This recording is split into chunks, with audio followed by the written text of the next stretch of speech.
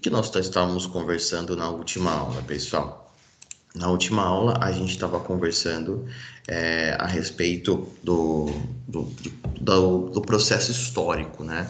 Como que a gente viu aí se formar cidades no Brasil, como que esse processo histórico aconteceu, como que ele se deu, né? E vocês perceberam que a urbanização brasileira ela é fruto, ela é resultado, né, de uma urbanização sem planejamento, descontrolada, que foi aí se desenvolvendo conforme alguma atividade econômica ia sendo explorada. Então, nós não fomos um país que fizemos um bom desenvolvimento urbano com planejamento, né, fazendo o desenvolvimento urbano a partir de planos de urbanização, mas sim, a população foi se juntando, foi se amontoando, e a partir desse amontoado de população, a cidade acabou surgindo para atender os interesses de um grupo de pessoas. É por isso que nossas cidades, de forma geral, são desorganizadas, nossas cidades, de forma geral, elas são muito mal distribuídas, né? Você tem aí grandes problemas com a organização urbana em geral do Brasil. Nós temos pouquíssimas cidades planejadas no território brasileiro, então a nossa urbanização ela é fruto, né, de uma exploração econômica que a partir disso veio a cidade.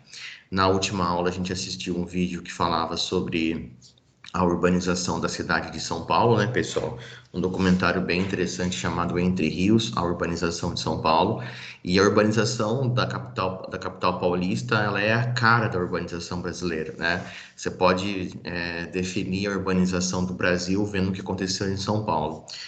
Foi feito, então, um amontoado, né? Começou a ter ali um amontoado de pessoas, por uma exploração econômica. No primeiro momento tinha a ver com a questão dos bandeirantes, que utilizavam os rios de São Paulo para ir em direção ao interior. Depois disso, começa ali então ter, né, um processo de desenvolvimento acelerado da capital, principalmente por causa do café, que impulsionou muito o desenvolvimento urbano paulistano, e a partir disso a cidade de São Paulo vai recebendo cada vez mais pessoas, e a partir disso a cidade vai se organizando a partir desse grande recebimento de população. Para vocês terem uma noção, pessoal, nas décadas de 60 e 70, chegavam em São Paulo cerca de 3 mil pessoas por dia. Vocês têm noção do que é chegar numa cidade, 3 mil pessoas por dia, numa única cidade? É um absurdo, né? Eram 3 mil pessoas por dia, em 10 dias eram 30 mil pessoas. Se você colocasse aí no mês, eram quase 100 mil pessoas. Imagina que num período de 2 meses chegava quase que uma cidade de Americana na cidade de São Paulo. E como que você organiza o espaço urbano de uma cidade com esse grande crescimento populacional, né? Fora as pessoas que nasciam em São Paulo, né? Fora a galera que já nascia lá por conta própria. Então, São Paulo, né, a capital do estado de São Paulo, ela realmente teve aí uma urbanização caótica, uma urbanização absurda, né? Como vocês puderam perceber, o plano de avenidas de São Paulo, ele contribuiu e muito para a cidade ficar ainda mais caótica do que já era. E aí você vê os bairros crescendo sem planejamento, você vê os bairros indo em direção às várzeas dos rios. É por isso que tem tanta inundação em São Paulo, por isso que tem muita enchente em São Paulo, porque você foi morar próximo aos rios e você soterrou os rios, você aterrou os rios, ou então você canalizou os rios e a partir disso a natureza tenta tomar de volta aquilo que já era dela. Então, assim, a urbanização da cidade de São Paulo, pessoal, é a cara da urbanização brasileira. Rápida, acelerada, sem planejamento e com um monte de gente morando junto, e a partir disso a cidade vai se adaptando à quantidade de pessoas que vai chegando, né? Não por outro motivo, mas a cidade de São Paulo tem 13 milhões de habitantes, maior cidade da América do Sul, né? Uma das maiores cidades do mundo, e passou por esse processo de urbanização totalmente mal planejado, totalmente impensado, né, que foi acontecendo conforme as explorações iam rolando. Então, é a cara da urbanização brasileira, né? Se eu olhar para a cidade de São Paulo, você vai ver a cara do Brasil ali em São Paulo. E a última grande exploração econômica, pessoal, que rolou no Brasil, que fez com que tivesse,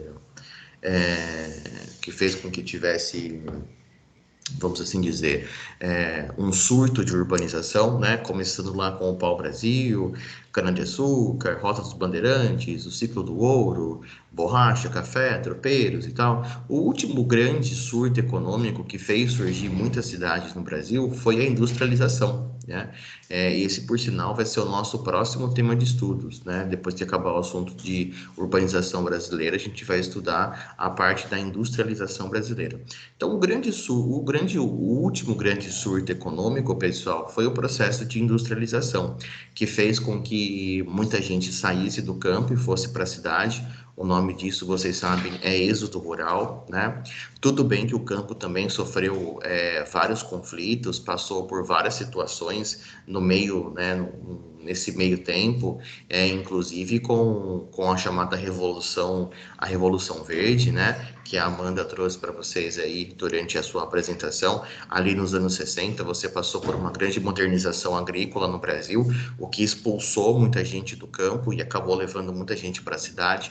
Então, esse surto de industrialização no Brasil, esse surto de desenvolvimento agrícola no campo, tudo isso culminou nesse grande êxodo rural que acabou levando as pessoas para as cidades. E aí, pessoal, vai acontecer um processo interessante no Brasil, que é o processo que a gente chama de metropolização, tá? Metropolização. O que é o processo de metropolização? É o crescimento das metrópoles, né? Porque a população brasileira, a população que saía do campo, ela não foi se distribuindo para várias cidades. Na verdade, não. A população que saía do campo, elas foram se aglomerando em algumas cidades. E essas cidades foram juntando tanta gente, né? Foram juntando tanta população, foram crescendo tanto que a gente acabou vendo o surgimento de várias metrópoles no Brasil, né? Então a gente vê o surgimento do processo de metropolização no Brasil, que acaba sendo uma característica da urbanização brasileira, né? O Brasil tem várias metrópoles espalhadas no seu território e é por isso que a maioria das pessoas hoje, né, no Brasil, elas moram em metrópoles ou nas chamadas regiões metropolitanas. Tem um número muito interessante que até foi amplamente divulgado aí na época que estava começando o surto de coronavírus e tal, que que era que era assim, né? Quando alguém falava, né, que o surto de coronavírus não era para se preocupar, porque ele estava presente em menos de 1% das cidades do Brasil. O Brasil tem mais de 5.500 municípios, pessoal, tá? Só para vocês terem uma noção. E aí falava-se, né? Ah, mas o coronavírus ele foi localizado em menos de 1% das cidades do Brasil. Existem mais de 5.000 municípios que não têm nenhum tipo de contato com o coronavírus. O coronavírus está localizado, de modo específico, em algumas poucas cidades. E aí a galera usava esse argumento para defender a ideia de que, né, o surto do corona não era tudo isso. No entanto, o número que eles não falavam era que realmente o coronavírus estava agindo em poucas cidades.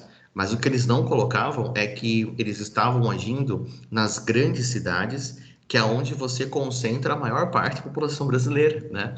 Então, essa justificativa de que o vírus tinha chegado em pouca cidade era uma maneira mentirosa de você querer passar uma imagem de que não era perigoso, porque apesar de ele estar realmente, né, na época quando essa notícia apareceu, o vírus estava em cento e poucas cidades.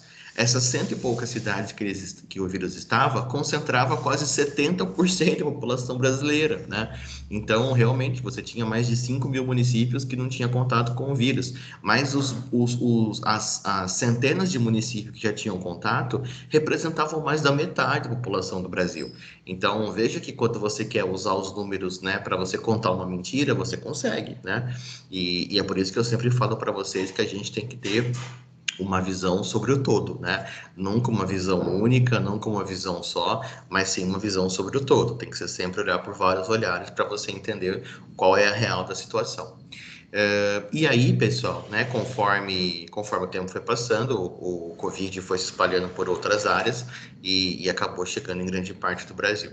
No entanto, esse exemplo que que eu usei para vocês é para vocês entenderem que dentro desse processo da urbanização do Brasil, as pessoas se concentraram em algumas cidades, tá? Elas se concentraram em algumas regiões. Então, quando a galera saiu do campo e foi para a cidade, elas não se espalharam pelas cidades do Brasil. Elas acabaram se concentrando em algumas cidades que vão ser aquelas cidades que vão passar pelo processo de metropolização. O que é o processo de metropolização, pessoal? É um processo de grande expansão urbana. É quando a cidade atinge uma grande expansão urbana e ela acaba se tornando uma metrópole, né? Uma metrópole. A gente costuma dizer que a metrópole tem mais de 1 milhão de habitantes, para ficar mais fácil de você entender o que é metrópole. No entanto, pessoal, a metrópole é muito mais do que você ter 1 milhão de habitantes. A metrópole em si, a cidade pode nem ter 1 milhão de habitantes, mas o que caracteriza a cidade se tornar uma metrópole é justamente toda a quantidade de serviços que ela oferece e toda a importância urbana que ela tem. Então, a cidade, né, a cidade que é metrópole, ela é uma cidade que apresenta um grande centro econômico, né? Um grande centro financeiro. É uma cidade que, além do centro econômico, além do centro financeiro, vai ser também um centro cultural muito importante. Vai ser também, pessoal, um centro político, né? Você vai ter ali muitas articulações políticas que certamente serão importantes para o país.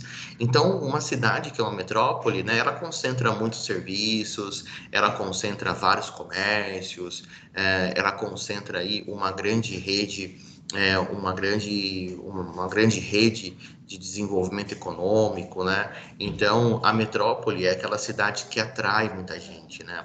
A metrópole é aquela cidade que tem influência sobre a região onde ela está. Então, se você pensar num exemplo próximo a nós, nós temos a nossa metrópole, né? Que está próximo a nós, que é Campinas, né? Campinas, ela acaba sendo exatamente isso que eu falei para vocês, né? É um centro econômico, é um centro financeiro, é um centro cultural, é um centro político, né? Campinas acaba sendo esse centro, acaba sendo essa cidade que concentra todos esses serviços e acaba tendo uma grande influência sobre a região ao nosso redor. Tanto é que é muito comum, né? Hoje nem tanto porque a gente compra muito pela internet, né? Mas os seus pais com certeza vão fazer essa associação. Se você não encontrava alguma coisa, por exemplo, em Americana ou em Limeira, né, que é onde eu moro, se você não encontrava alguma coisa que você queria ali, a próxima cidade que você ia tentar achar era em Campinas, né? Então era muito comum isso acontecer, né? Principalmente na época dos nossos pais. Era ter Campinas como referência, inclusive como referência médica, por exemplo, né? Ah, eu preciso passar por um especialista que não tem em Limeira. Ah, mas tem um médico em Campinas que é assim, assim, assim. Então, Campinas, ela tem uma influência sobre a região que ela está ao redor, né? Sobre a região ao redor dessa cidade. E se você não achasse em Campinas, pessoal, aí era São Paulo, né? Aí não tinha nem o que pensar. Você ia para São Paulo direto, porque lá era o que você encontraria naquilo que você precisasse. Então, Campinas é uma metrópole, né? Campinas é a metrópole caipira que eles chamam. Porque Campinas, além de ter mais de 1 milhão de habitantes, né, Campinas tem essa importância financeira, essa importância econômica, essa importância cultural, essa importância política, oferece uma grande quantidade de serviços. Então, hoje, a gente pode dizer, pessoal, que a maior parte da população brasileira, ela está concentrada nas metrópoles, né, que são essas grandes cidades, essas grandes expressões de desenvolvimento urbano, que são as metrópoles do Brasil. E mais, não somente a metrópole, mas aquilo que a gente chama de região metropolitana, né? Região metropolitana, que nada mais é do que as metrópoles e as cidades que estão ao seu redor, né? Então, quando você pega, por exemplo, Campinas, né? Vocês vão perceber que existem várias cidades ao redor de Campinas. Essas cidades fazem parte da região metropolitana de Campinas, como, por exemplo, exemplo, Americana. Americana é parte integrante da região metropolitana de Campinas. Então, hoje, a gente pode afirmar, sem sombra de dúvidas, que cerca de 80% da população brasileira ela está morando em regiões metropolitanas, tá? Sejam metrópoles ou as cidades próximas, né, que compõem a região metropolitana.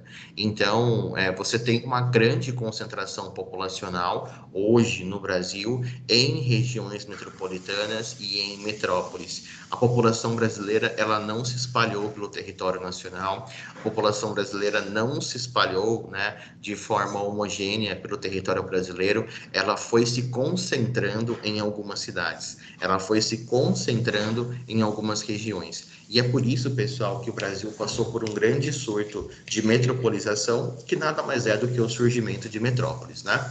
E junto com as metrópoles foi se desenvolvendo as cidades ao seu redor, e aí a metrópole mais as cidades ao redor, a gente chama isso de região metropolitana, tá bom? Só para deixar claro para vocês. Eu vou abrir aqui para vocês verem o Google Maps, para vocês aí verem melhor ainda o que eu estou falando para vocês. Dá só uma olhada. Então aqui, ó, vamos achar Campinas. Dá só uma olhada. Vou colocar a imagem de satélite, fica mais fácil de ver. Então aqui tá Campinas, né? Aqui, deixa eu tirar um pouquinho o zoom. Aqui tá Campinas, tá? Então você tem aqui, ó, Campinas, Vinhedo, Jundiaí, Indaiatuba, Hortolândia, Sumaré, Americana. Então, toda essa região aqui, pessoal, faz parte da região metropolitana de Campinas, né? Toda essa área faz parte dessa região metropolitana. Aqui, ó, Nova Odessa, Sumaré, Paulínia, Jaguariúna, Montemor, Vinhedo, Louveira, todas essas cidades fazem parte da região metropolitana de Campinas. Então, Campinas é a metrópole e as cidades ao redor dela fazem parte dessa região metropolitana. Quando você olha para a cidade de São Paulo, é um monstro São Paulo, né, pessoal? Dá só uma olhada. É incomparável o tamanho da grande São Paulo, se você olhar, por exemplo, com a grande Campinas, né? Não tem comparação alguma. Aí você pega, né? Aqui em São Paulo, você vai pegar então São Paulo, Osasco, Barueri, Itapevi, Cotia, Embu das Artes, Tapecerica da Serra, Embu, Parelheiros, São Bernardo, Mauá, Ribeirão Pires, Poá, Mogi das Cruzes, Itacoaquecetuba, Guarulhos. Então, todas essas cidades compõem a região metropolitana da cidade de São Paulo, né? A cidade de São Paulo em si, ela está aqui, né? Essa aqui é a cidade de São Paulo. Vou até mostrar para vocês, ó. Então, a cidade de São Paulo, pessoal, é essa que está aqui, ó, com o contorninho em rosa, tá vendo? E as cidades que estão ao redor são as cidades que fazem parte da sua região metropolitana. Então, hoje a gente pode dizer que o Brasil concentra a maior parte da sua população nas metrópoles e suas regiões metropolitanas, tá? Se você for, por exemplo, aqui, ó, para Curitiba, Curitiba também tem a sua região metropolitana. São José dos Pinhais, Fazenda Rio Grande, Araucária, Campo Largo, Colombo, também tem a sua região metropolitana. Se você descer mais aqui, ó, você vai chegar em Florianópolis. Florianópolis também tem a sua região metropolitana, com São José, Palhoça, São Pedro de Alcântara, mas lógico, já bem menor, né? Vindo mais aqui, ó, Porto Alegre. Porto Alegre também tem a sua região metropolitana. Porto Alegre, Gravataí, São Leopoldo, Novo Hamburgo, todos aqui ao redor, né, de Porto Alegre, que é uma metrópole, junto com sua região metropolitana. A gente também poderia pegar alguns exemplos aqui para vocês verem, ó, Rio de Janeiro.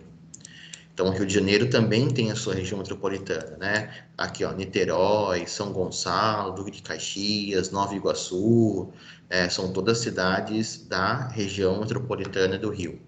Vamos pegar mais um exemplo lá no Nordeste para a gente ver. Vamos pegar aqui em Salvador. Salvador também tem a sua região metropolitana, né? Salvador, Simões Filho, Lauro de Freitas, Camaçari, são as cidades ao redor que vão fazendo parte da sua região metropolitana. Vamos olhar uma grande região metropolitana que é a de Fortaleza. Ó, Fortaleza também tem a sua região metropolitana, né? Que é Fortaleza, Cucaia, Maracanaú, tem aqui várias cidades ao redor que ficam aí próximos à região metropolitana de Fortaleza. Você pegar aqui, por exemplo, pessoal, né? Manaus. Manaus tem aqui esse polo isolado, né? É literalmente isolado mesmo, né? Você pode ver que Manaus tá aqui, né? É só Manaus. Tá bem isoladão aqui. Então, se você perceber, pessoal, o que eu queria que vocês entendessem é que quando você olha para o mapa do Brasil, né? E você observa, por exemplo, né? Deixa eu abrir esse mapa aqui do livro de vocês e você observa a configuração, né, das metrópoles brasileiras, dá para a gente perceber claramente, né, que o Brasil tem alguns pontos de grande desenvolvimento urbano, mas isso nem de longe representa a maior parte do Brasil. A gente está falando principalmente sobre capitais, né, que foi onde juntou muita gente, essa é a grande verdade. A maior parte de nossas metrópoles estão dentro, a maior parte das nossas metrópoles são capitais, né? Então, Manaus, a metrópole, Belém, São Luís, Fortaleza, blá, blá, e Campinas, né? É uma metrópole.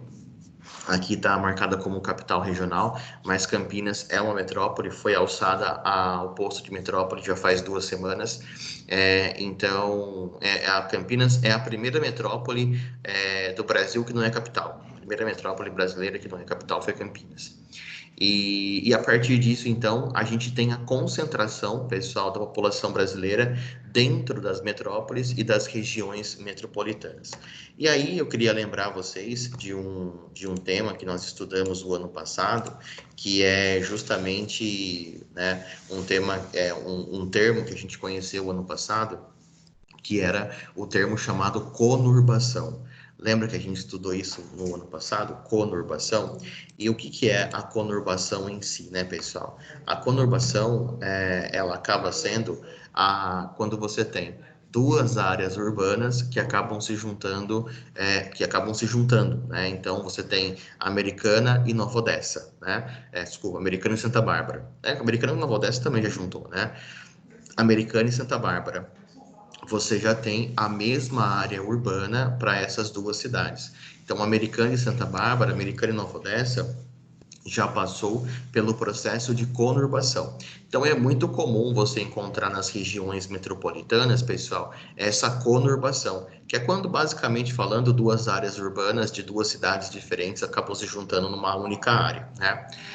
Então, isso também é uma característica da urbanização brasileira. Muita conurbação nas regiões metropolitanas.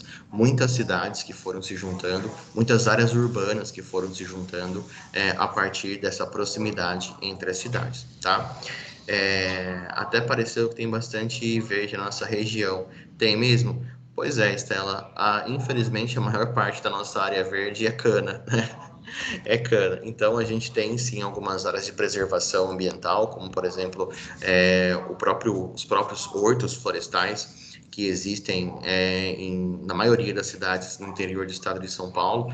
Várias cidades têm horto, né? Não sei se a Americana tem, né? Eu sei que a Americana tem ali como fala? Onde ficam os animais lá, né? Fugiu o nome agora. E tem horto em muitas cidades, né? Então tem horto em Piracicaba, tem horto em Limeira, tem horto em Americana. E na verdade os hortos, né? Os hortos florestais, os hortos florestais. Agora me fugiu o nome aí. O horto florestal, ele na verdade ele era uma reserva de lenha para a época que você tinha um grande desenvolvimento das ferrovias, né? Então a gente olha para o horto florestal e vê uma área verde, bonita, né? Mas na verdade era uma reserva de lenha que era feito na época que você tinha a expansão das ferrovias, né? Nada além disso. É a região do zoológico ali, né? Que é tipo, né, aquele parque municipal ali, mas eu acho que Americana, não sei se ela tem horto ou se o horto ainda existe de Americana, na verdade. Não lembro agora. Mas enfim, Limeira tem horto, Piracicaba tem, Rio Claro tem, justamente porque você tem essa reserva de biomassa, vamos assim dizer, né? Bom, E aí, pessoal, o que acontece, né? Conforme as cidades foram crescendo, conforme as cidades foram se desenvolvendo, né? E principalmente as metrópoles foram crescendo, houve uma grande necessidade de você fazer reformas urbanas, né? Principalmente para você atender essa demanda da população que crescia cada vez mais. E as metrópoles não pararam de crescer, né? Essa é a grande verdade. Elas concentram a maior parte da população brasileira, conforme vocês já sabem. A maior parte das pessoas que moram em cidade no Brasil moram em metrópoles ou em regiões metropolitanas, né? E a partir disso, então, o que começou a surgir? Começou a surgir projetos que tentavam trazer um pouco mais de qualidade para o desenvolvimento das cidades. É por isso que surgiram projetos como, por exemplo, o Plano Diretor, né? O que é o Plano Diretor? O plano diretor, pessoal, é um plano que cada cidade elabora. Ele normalmente tem validade de 10 anos, aonde a cidade, né, junto com os seus cidadãos, eles vão decidir quais são as prioridades da cidade. O que é preciso melhorar dentro da cidade, né? O que é necessário fazer para melhorar o desenvolvimento urbano daquela cidade. E é para isso que veio o plano diretor, né? O plano diretor, ele vem para trazer essa, vamos assim dizer, né? Essa forma de você organizar melhor a cidade. Então, no caso, né, de Limeira, por exemplo, o nosso plano diretor ele vai vencer o ano que vem, em 2021. Então, o ano que vem vai ter que ser feito um novo plano diretor para pensar em como serão as diretrizes da cidade de Limeira até 2031, né?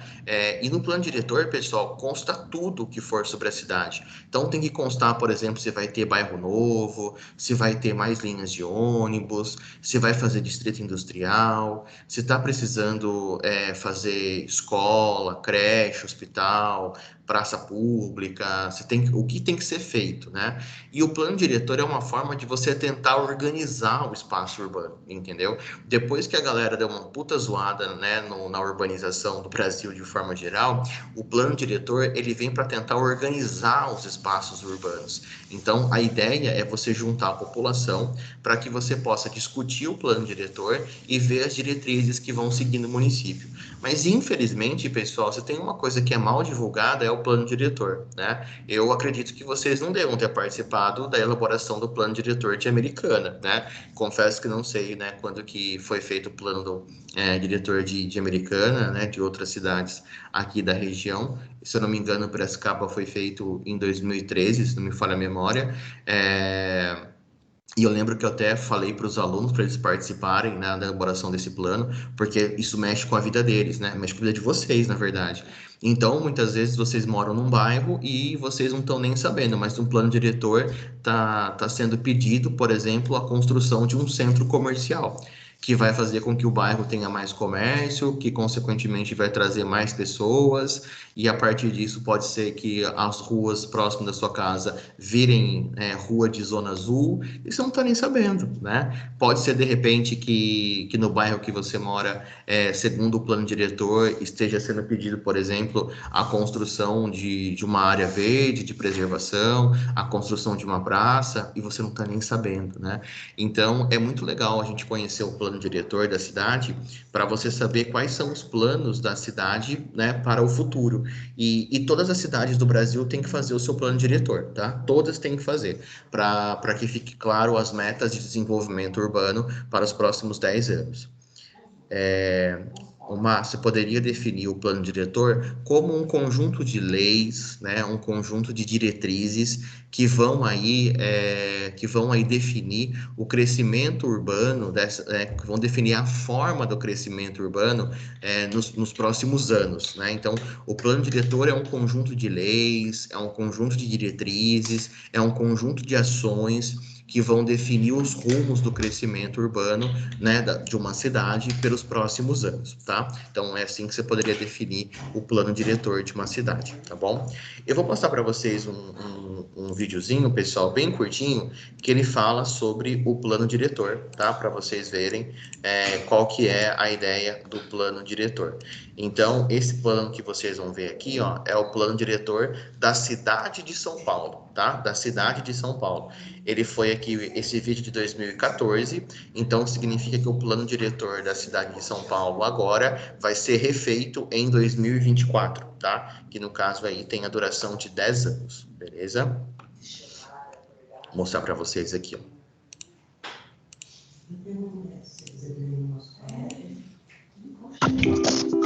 Cidade grande ou grande cidade? O que queremos ser? Cidade grande já somos, uma das 10 maiores do mundo. Grande cidade. Um título que depende de outras 2 palavras. Plano diretor. Mas não um plano diretor qualquer. Este plano diretor, resultado de engajamento e da participação democrática de mais de 25 mil pessoas ouvidas em centenas de audiências públicas. O plano que a população queria. Uma outra cidade, mais humana e mais moderna, vai surgir do plano diretor, baseado em 3 eixos principais de desenvolvimento social e econômico: moradia, mobilidade urbana e sustentabilidade. Moradia. Se São Paulo tem um novo plano diretor, tem também grande parte de seus 12 milhões de habitantes vivendo na periferia ou em bairros muito afastados de seus locais de trabalho. A solução é a construção de edifícios e grandes conjuntos habitacionais verticais próximos às estações de trem, do metrô e dos corredores de ônibus. Este é o caminho para sanar o déficit habitacional da cidade, orientando o crescimento de São Paulo para áreas mais servidas pelo transporte público, estimulando que os empregos e o transporte público fiquem mais perto das pessoas. Mobilidade. Enquanto incentivava a participação da sociedade na elaboração do plano diretor, a prefeitura tomava medidas urgentes para melhorar a mobilidade e diminuir o tempo que a população passava dentro dos ônibus.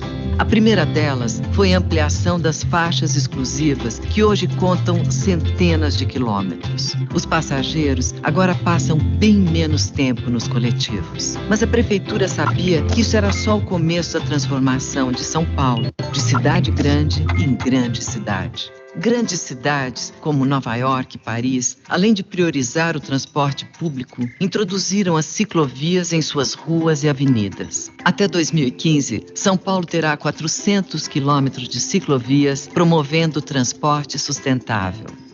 Sustentabilidade. O Plano Diretor de São Paulo promove o meio ambiente como nenhum outro plano jamais promoveu. Propõe medidas inovadoras que vão deixar a cidade mais humana, com mais calçadas, mais parques, mais praças, mais ciclovias, mais sustentável, mais verde. Literalmente, mais verde. Serão recuperadas as áreas rurais da cidade com novos e maiores cinturões agrícolas para o abastecimento de São Paulo. O plano diretor é ainda muito mais do que tudo isso. É um grande plano diretor, do tamanho de São Paulo, do tamanho das expectativas das mais de 25 mil pessoas que voluntariamente trouxeram sua contribuição para que esse seja o melhor plano diretor da história da cidade. O plano que vai transformar São Paulo numa cidade mais moderna, mais humana. Para saber mais, acesse gestãourbana.prefeitura.sp.gov.br. Prefeitura de São Paulo, fazendo o que precisa ser feito.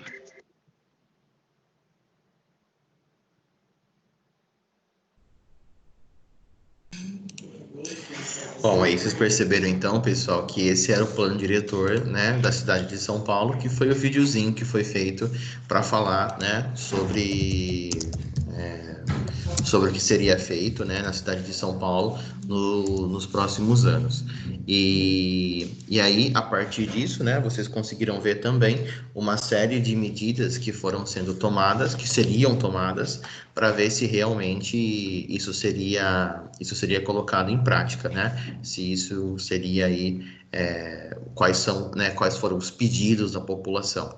Eu estou aqui olhando rapidamente no Google para a gente dar uma olhada, só para mostrar para vocês, do plano diretor de Piracicaba. Houve uma discussão em 2016, pessoal, aqui sobre o plano diretor de Piracicaba. Ó, prefeitura apresenta a revisão do plano diretor, foi apresentada. Ó, a revisão da lei. Então, em 2016 foi feito um plano diretor em Americana, no ano de 2016. Vamos ver aqui o que é. Ó, aí em 2018, ó, observar, tá, então aí depois em 2018 o plano foi promulgado, né? Aqui, então aqui fica falando, ele está falando sobre o que fala o plano diretor de Americana, né? Depois eu vou explicar para vocês o que é o Estatuto da Cidade na próxima aula, tá? Aí ele fala então aqui, ó, garantir espaço adequado às diversas funções e atividades, ordenar e controlar a expansão das áreas urbanas, preservar recursos hídricos, minimizar custos e impactos. Então tá vendo que aqui, ó, ele vai dizendo tudo o que vai ter que ser feito, né? Aqui, ó, acesso de veículos à faixa destinada à entrada e saída, acesso indireto de veículos à vaga de estacionamento. Então, a gente não sabe, né? Vocês não sabem, mas tudo o que é feito na cidade nos próximos anos é definido no plano diretor. Dá só uma olhada em tudo que foi definido aqui nesse plano diretor de Americana, para vocês terem uma noção que às vezes vocês não têm ideia, né, do que as coisas acontecem na cidade de vocês. Dá só uma olhada, ó. Ele fala, inclusive, sobre isso aqui, ó, que a ciclovia tem que ter 2,5 metros, os loteamentos industriais tem que ter 23,5 metros. Ó, tudo é definido no plano diretor, pessoal. Então, eu vou passar rapidinho, só para vocês verem, ó. Olha o tamanho da quantidade de coisas que foi definida no plano diretor e talvez vocês não tenham a menor ideia. Olha só. Tudo isso aqui foi definido no plano diretor de Americana que foi promulgado em 2018. Tudo isso aqui, ó. Tá vendo?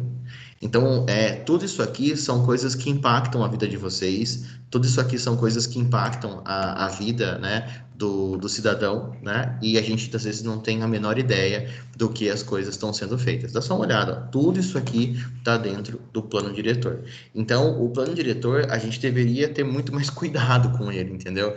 E eu duvido que vocês sabiam que há 2 anos foi promulgado um plano diretor em Americana, por exemplo, né? Mas esse plano tem uma grande importância, deveria ser acompanhado de perto pela população, mas a gente sabe que muitas vezes a divulgação disso acaba falhando e muito, né?